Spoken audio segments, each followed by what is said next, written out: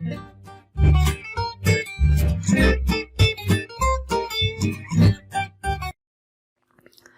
बच्चों। आज हम करेंगे जो हमारा सेक्शन है फंक्शनल डिपेंडेंसीज एंड नॉर्मलाइजेशन, उसके अंदर हम डिस्कस करेंगे फर्स्ट नॉर्मल फॉर्म जिसे हम 1NF भी कहते हैं। तो देखते हैं कि 1NF का कॉन्सेप्ट क्या है और कैसे करना है। तो गाइस देखो, मेरे पास ये 3 टेबल है यहाँ पे, जिसके अंदर हमने चीजें ले रखी है, एट्रीब्यूट ले रखे हैं, उनकी वैल्यूज ले रखी है। तो फर्स्ट नॉर्मल फॉर्म क्या कहती है पहले उसको समझते हैं। वो कहती है उसकी डेफिनेशन कि अ रिलेशन, मतलब कि एक table is in 1NF if domain of each attribute contains only atomic values। भाई इसका मतलब है कि मान लो कि कोई टेबल है आपके पास, ठीक है जी, उसके अंदर जो एट्रीब्यूट्स है, कॉलम है, तो कहता है उन कॉलम के अंदर जो भी वैल्यू होगी वो एटॉमिक होनी चाहिए। ये नहीं होनी चाहिए कि आपने 2-4 वैल्यूज को इकट्ठा करके उसके अंदर डाल दिया हो, ऐसा नहीं होना चाहिए। तो वो यही कहता है कि भाई अगर ऐसा है, अगर आपने कर रखा है तो उसको हमें कन्वर्ट करना पड़ेगा उस टेबल को, किसमें, 1NF में। मतलब 1NF में मतलब कि हमें एटॉमिक वैल्यू देनी पड़ेगी, एक के लिए एक ही वैल्यू देंगे। ये नहीं कि आपने 2-3 को इकट्ठा कर दिया है या मल्टीपल वैल्यूज दे दिए, तो वो चीज अलाउड नहीं है। तो यहाँ पे हम देखते हैं कैसे, हमारे पास एग्जाम्पल्स लेंगे, देन देखेंगे कैसे कर सकते हैं। आगे बढ़ने से पहले बच्चों मैं आपको बता दूं कि यहाँ पे अनअकैडमी लाया है डेली बेसिस पे, यहाँ पे स्कॉलरशिप टेस्ट होता है जिसमें आपको मिल सकता है 10 से लेके 50% तक की स्कॉलरशिप, जो भी गेट का सब्सक्रिप्शन लेते हैं। और बच्चे अगर गेट का सब्सक्रिप्शन लेना चाहते हैं तो उनको 50% तक का डिस्काउंट मिल सकता है अगर वो मेरा रेफरल कोड यूज करे, ट्यूटोरियल स्पेस। ठीक है, और इसके अलावा कई ऑफर्स और है जिसके बारे में मैं आपको बता देता हूं जो अनअकैडमी आपको प्रोवाइड करता है। यहाँ पे देखिए, पहले एक चीज बता देता हूँ कि अनअकैडमी यहाँ पे 10 ईयर्स के प्रीवियस ईयर्स क्वेश्चन प्रोवाइड करता है गेट के, ESE के।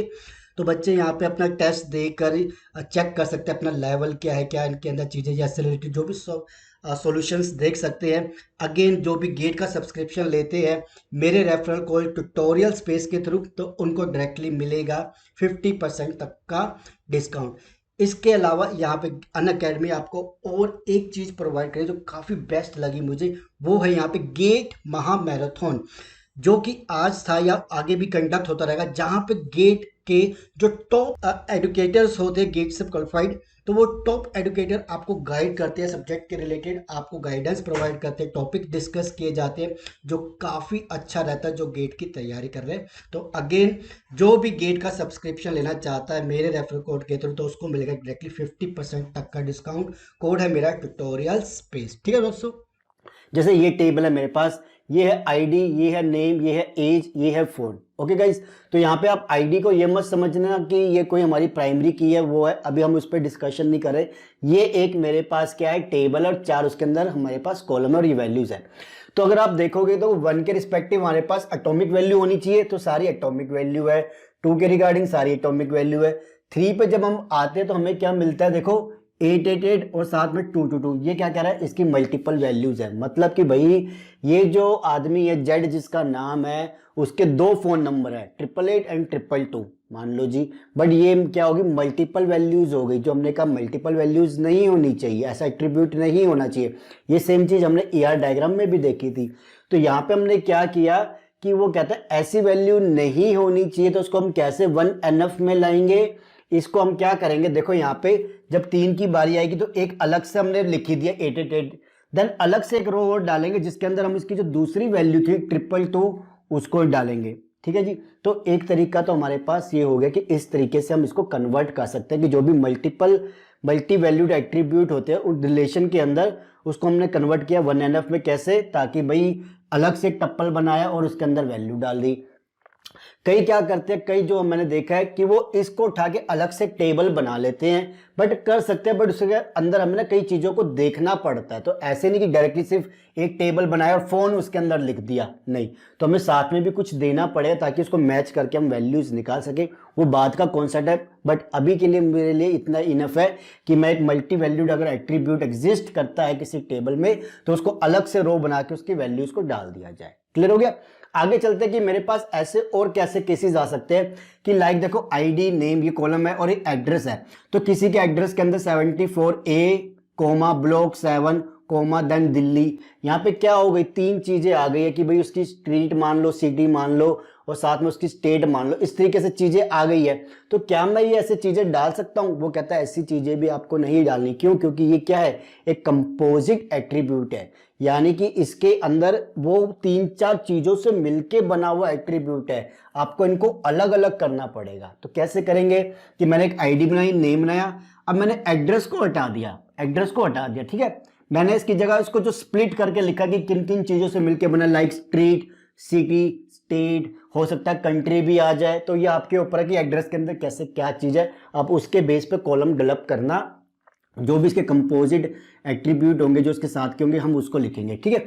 देन उसके बाद क्या होगा कि हमने अलग अलग बना दिया। अब इनकी जो अलग अलग वैल्यूज है, स्ट्रीट वाले की स्ट्रीट में डाल दो, ब्लॉक सिटी वाले की सिटी में, ब्लॉक में जो आप लिखना चाहो वो लिख लो, एग्जांपल के तौर पे लिया मैंने, तो वैसे स्टेट के अंदर उसकी स्ट्रीट डाल दो। तो इस तरीके से क्या होगा कि जो कंपोजिट एट्रीब्यूट होंगे वो कन्वर्ट कर देंगे हम 1NF में, ठीक है जी। तो यहाँ पे आप ये कोमा हटा देना, मैंने गलती से लगा दिया था। ओके गाइस, ये हो गया आपके पास। तो कंपोजिट एट्रीब्यूट का को कैसे कन्वर्ट करना है, तो अलग अलग कॉलम बनाएंगे, उसको लिख दो। कई क्या करते हैं, इसका भी अलग से बना लेते हैं, बट वो इतना रेलेवेंट नहीं है, हमारे लिए इतना इनफ है। नेक्स्ट चलते हैं कि भाई ये मेरे पास टेबल है मान लो, ठीक है, ID, name, date of joining है ये, देन वर्क एक्सपीरियंस कि भाई जब से ज्वाइन किया है तब से लेके आज तक उसका कितना एक्सपीरियंस हो गया उस कंपनी में, वो है। ओके गाइस, तो अब यहाँ पे क्या केस आता है कि यहाँ पे ये ड्राइव्ड एट्रीब्यूट है, मतलब कि ये जो कॉलम है ये एक एक्स्ट्रा है, मुझे अलग से इसके अंदर वैल्यू डालने की जरूरत नहीं है।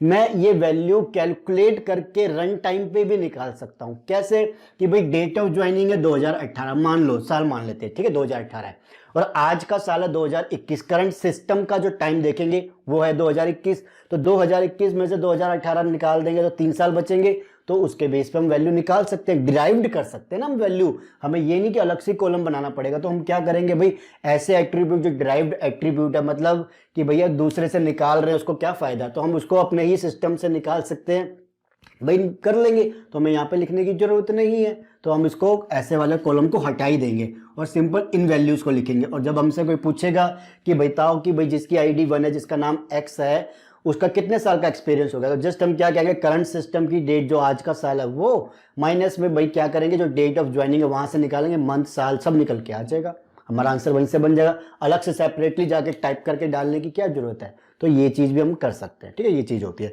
तो इस तरीके से क्या हुआ कि हमने एक एटॉमिक वैल्यूज दी है कि एक के आगे ए। आप कहोगे कि एटॉमिक वैल्यूज ही तो थी, यस एटॉमिक वैल्यूज थी, बट हम क्या चाहते हैं कि टेबल को हम जितना कम छोटा कर सके कर ले, जितनी नंबर ऑफ रोज को हम कम कर सके कर ले। कई बार क्या होता है, नंबर ऑफ कॉलम्स बढ़ जाते हैं, रोज कम हो जाते हैं, कई बार रोज बढ़ जाते हैं, कॉलम कम हो जाते हैं। तो ये चीजें हम आगे जाके धीरे धीरे कम करेंगे, बट अभी की बात है कि एक ही स्टेप में हम सारी चीजें नहीं कर सकते, स्टेप बाय स्टेप चलेंगे। तो अभी के स्टेप में मैं 3 चीजें कर रहा हूँ, मल्टी वैल्यूड एट्रीब्यूट को हटा रहा हूँ, देन कंपोजिट एट्रीब्यूट को कर रहा हूँ, देन मैं डिराइव्ड एट्रीब्यूट को कन्वर्ट करके दे रहा हूँ 1NF में। तो इतना हम कर लेंगे तो मैं क्या कहूंगा कि मेरा जो टेबल है अब 1NF में आ गया, मतलब फर्स्ट नॉर्मल फॉर्म के बेस पर नॉर्मलाइज्ड हो चुका है। ओके गाइस, तो ये था आपके पास फंक्शनल डिपेंडेंसी नॉर्मलाइजेशन के अंदर फर्स्ट नॉर्मल फॉर्म में कैसे करते हैं। अब गाइस जैसे हमने देखो फंक्शनल डिपेंडेंसी में कुछ कॉन्सेप्ट देखे थे, तो वो अप्लाई होंगे आगे जाके, वो करेंगे। अब हमारे पास जो नेक्स्ट टॉपिक है, हम फंक्शनल डिपेंडेंसी के कुछ टाइप्स देखेंगे क्या है, देन उसके बेस पर नॉर्मलाइजेशन को और करेंगे आगे। तो ये कर लीजिए। वीडियो अच्छी लग रही है तो guys please like and share कर दीजिएगा, चैनल सब्सक्राइब कर दीजिएगा और प्लेलिस्ट को फॉलो करना, लिंक डिस्क्रिप्शन में, ठीक है guys. Thank you and take care. ये स्टूडेंट का नाम है और जिसका एड्रेस ये है उसका रोल नंबर बताओ। यस, निकाल सकते हैं भाई, एड्रेस पे तो एक ही होगा, ठीक है, उस नाम पे। क्या इस कॉम्बिनेशन से मैं ये निकाल सकता हूँ कि ये स्टूडेंट का नाम है और ये इसका एड्रेस है, भाई इसका डेट ऑफ बर्थ बताओ।